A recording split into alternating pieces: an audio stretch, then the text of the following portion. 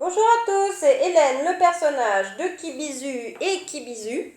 Je voulais revenir sur un dessin que j'ai partagé sur mon blog il y a pas longtemps, mais de ce que j'avais pas tellement joint d'explications.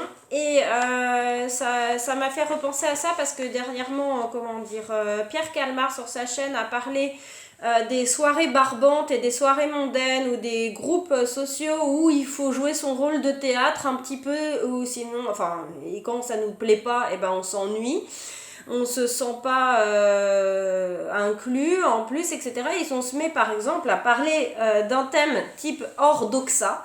Parce que cette BD, si on peut dire, dénonce ce qu'on appelle la doxa, c'est-à-dire l'opinion majoritaire ou courante, selon le lieu, le pays, la culture, etc., l'époque. Et quand justement on se retrouve dans ce genre de groupes sociaux, même un petit groupe d'amis comme c'est ici, ça peut être, voilà, quelqu'un va tout d'un coup montrer les photos de son mariage, de son nouveau copain avec qui on vient d'emménager, des choses comme ça. Là je parle du thème par exemple du couple, hein, où là, ma femme vient d'accoucher, et hop on monte des photos même, et tout le monde est d'accord, il n'y a pas de demande de consentement sur ce truc-là, et puis même d'ailleurs, enfin, peu importe. L'histoire de poly, en disant justement qu'est-ce qui est poly, ce qui correspond finalement à la doxa, exactement. Et quand c'est le thème polyamour, voilà, Hélène ici, et ce sont des expériences personnelles qui me sont arrivées, autant dans la famille que parmi les amis, on va dire l'entourage en général, ça dépend évidemment de quelle personne, mais il y en a qui vont tout de suite, tchouk, couper la conversation en disant que justement on n'est pas poli, qu'on n'a pas à parler de ces sujets-là, alors qu'on n'a rien dit. On n'a rien dit vraiment. Là par exemple, c'est Hélène qui dit qu'elle a rencontré un nouvel amoureux et qui pose la question, c'est fait exprès pour faire le contraste avec les deux personnages ici, qui pose la question, vous voulez voir sa photo ? C'est un peu ridicule, hein, mais si on peut dire en plus comme question, mais justement, et là, elle a tout le groupe, justement, de 5 personnes en face d'elle qui vont rejeter et même carrément partir en la laissant en disant qu'elle n'est pas polie IE, en l'occurrence. Et Hélène va rester toute seule sur son banc en comprenant pas pourquoi elle n'est pas polie ni I ni Y. Et c'est un peu ça des fois, c'est le côté de se retrouver seul. Je pense que par exemple pour certains groupes type personnes type homosexuel, c'est quelque chose qui peut-être est courant, qui l'est de moins en moins, heureusement, mais voilà, il y a encore des groupes un peu comme ça, sociaux, type des personnes qui vont adhérer à un autre style de vie que le style majoritaire, qui vont se retrouver rejetés, et puis avec l'argument un peu du groupe du genre c'est pas ça, hein, c'est pas ça la vie. Et dans le lot, voudrais préciser aussi que dans le lot de personnes qui rejettent comme ça, j'ai des fois entendu des personnes qui étaient par exemple psychologues. Donc j'avais l'impression d'une véritable religion, d'une certaine manière, qui se perpétuait, comme j'en avais parlé je crois dans d'autres vidéos, une perpétuation une certaine morale qui est issue des anciennes religions, des anciennes morales, si on peut dire, du passé, qui se perpétue via la psychologie des fois, je trouve. Du genre, ah mais une vraie femme, c'est pas une femme qui a plusieurs amoureux. Ah non, elle peut pas tomber amoureuse de plusieurs. Alors j'ai même écrit 2 fables, je vais faire les dessins et je vous les partagerai après sur ce thème-là, parce que ces derniers mois, ça m'a véritablement énervé, donc j'ai eu besoin de mettre ça sur le papier, cette histoire de doxa comme ça. Notamment les problèmes avec ma famille sur ce thème-là. Ras la casquette, parce que quand j'étais, vous savez que je suis divorcée, je me suis installée en couple, que j'ai eu des enfants et tout ça, là tout d'un coup je voyais dans les yeux des gens, quand je me mettais à dire je suis enceinte, je vais bientôt accoucher, me suis installée avec mon petit copain, ou des trucs comme ça, là tout d'un coup je voyais dans les yeux des gens des espèces d'étoiles, genre ah ouais c'est merveilleux, et qu'est-ce que vous faites, et comment ceci, et comment cela, et gna gna, et Mais pourquoi ils sont comme ça? Enfin, ok, d'accord. Bah, tout d'un coup, je suis intéressante. Par contre, quand je me mets à parler de trucs un petit peu, si on peut dire plus, pas trop doxa, type ce style-là, ou même de certaines parties de mon métier qui sont un peu, de mes plusieurs métiers d'ailleurs, qui sont un peu spéciaux des fois. Ah non, non, non, mais tu sais, ça nous intéresse pas, ça, tes trucs-là. Par contre, quand c'est doxa, ah oui, oui, là, vas-y, montre tes photos de ton accouchement, je sais pas quoi. Là, on se sent inclus. Et d'ailleurs, au divorce, je me suis retrouvée exclue et la majorité de la part de certaines personnes, simplement parce que je m'étais séparée, je m'étais retrouvée séparée, et par contre de nouveau inclus par plus tôt ou rester en contact plus facilement avec des gens qui étaient par contre divorcés.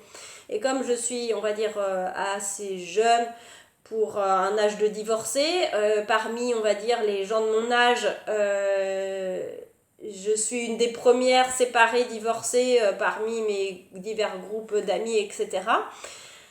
Bah du coup, ouais, bah... Julie, genre, elle fait plus partie de notre groupe, quoi. Elle fait plus partie de la doxa, ça va pas. Ah, comment ça, tu veux pas te marier? Ah, mais c'est que t'as pas retrouvé le bon. T'inquiète pas, tu vas le trouver, le bon. Et tout. En plus, une espèce de pseudo-empathie pitoyable, surjouée, vraiment, justement. C'est pour ça que la vidéo de Pierre Calmar sur ce thème-là, je comprenais complètement comment on dit, de surjouer des sentiments... des pseudo-sentiments comme ça d'empathie, genre oh, je suis triste pour toi, gna gna gna. Mais c'est pas bien, c'est pas poli d'avoir deux ou trois amoureux, ça va pas ça, hein. C'est pas la vraie vie ça. Tu devrais aller voir une psychologue et des trucs comme ça, et de la psychophobie puissance 1000 en plus, enfin. Donc voilà, donc ce dessin était pour dénoncer cela, et je sais que comme je fais partie, vous savez, d'un groupe où je participe des fois même en ligne à des cafés polis français. Donc à Prague aussi, je suis co-organisatrice. C'est des choses, ça, qui est dessiné ici, c'est des choses on me rapporte tout le temps aussi, que j'entends partout. Dans tous les gens qui vivent ces choses-là, une ostracisation à cause de ses choix amoureux parce qu'ils ne correspondent pas à la doxa, et il n'y a aucune autre justification, vraiment aucune autre, parce que sinon quoi, je sais même pas en fait. C'est juste parce que c'est pas l'opinion majoritaire, c'est parce que c'est pas la doxa, et ben non, ça va pas, c'est pas poli, c'est pas bien. Et ça, je suis pas la seule à être témoin de ces choses-là, je suis pas la seule à en être victime. Je dis, bah écoutez, tant pis pour vous, hein, faites votre vie comme vous voulez, mais je vois pas pourquoi vous m'imposeriez ça. Ce qui ne me dérange pas en plus, enfin tant mieux, enfin s'ils sont contents comme ça, tant mieux. Mais je vois pas pourquoi moi je devrais être censurée. Pourquoi je devrais être censurée? Pourquoi je devrais me cacher? Je suis juste amoureuse de deux personnes, par exemple. C'est quoi le problème, franchement? Ça, c'est la vidéo que j'avais fait sur le tabou de la sexualité féminine aussi. C'est quoi le problème? C'est ça, en fait, en partie. C'est un problème, si on peut dire, de sexisme. Et souvent, là, j'ai fait, je sais plus combien j'ai fait de personnages, j'ai fait, en gros, si on peut dire, 3 filles et 2 hommes. Et la plupart du temps, les sexistes, sur ce thème-là, ce sont plutôt des femmes. J'ai perdu beaucoup plus d'amis femmes que d'amis hommes qui sont beaucoup plus tolérants, même s'ils adhèrent pas forcément d'ailleurs des fois, qui sont plutôt pour du romantisme, vraiment monogamie classique, etc. Même ces personnes-là, hommes, si on peut dire, sont plus tolérantes que les personnes femmes.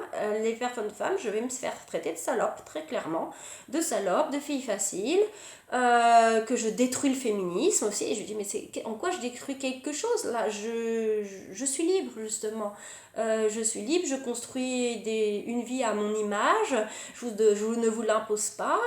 En quoi c'est antiféministe, cette chose-là? C'est quoi? Vous cherchez du matriarcat, en fait, c'est ça, plutôt? Et des fois, j'ai l'impression, dans ces femmes sexistes, parce que moi j'appelle ça des femmes sexistes, qui justement ont attribué aux hommes certaines valeurs, du genre la force, qui reconnaissent la doxa en fait complètement, qui adhèrent à la doxa. J'ai écrit 2 fables, je ne sais plus si je viens de vous le dire, je les partagerai prochainement.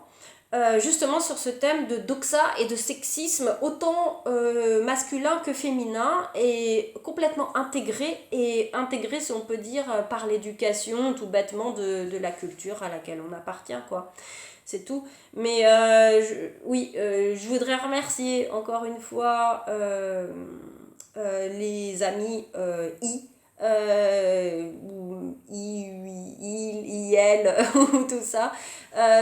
Et surtout, justement, ceux qui vont faire partie de ce genre de catégorie, qui vont être beaucoup plus tolérants, en fait. Et qui ont été capables de sortir, c'est pas facile forcément de sortir de la doxa, justement à cause de cette ostracisation. Bon courage à tous pour cela et on continue à communiquer là-dessus comme l'homosexualité petit à petit, ça fera son nid et on arrêtera d'être ostracisé. Bon courage à tous et voilà, on y va. Salut!